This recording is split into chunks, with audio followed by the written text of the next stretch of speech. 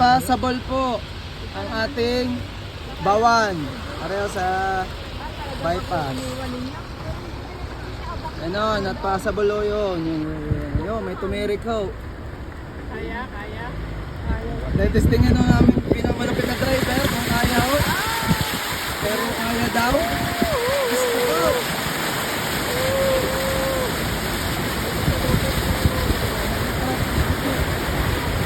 Dito ho, alam nyo lalim mo dito sa bypass road.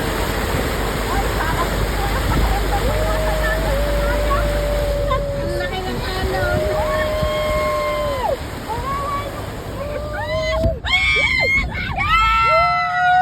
Diyos ko po! Diyos ko po! Hanggang hood po ang ano? Ang baha! Diyos ko po, ang lalim! Kuramdam ko sa ilalim. Uy, parang meron diyan sa gitna na nakagayon. Diyos ko po, not passable po. Dapat po 4x4 po ang dala nyo. Yan, ito po ay Hilux G. Bakit naman sa atin eh? Oo. Ang mga kasama ko po ay may mga nervyos. Yan o, nervyos. Oo, parang nasa roller coaster daw. Yun, nakalagpas! Palakpakan o.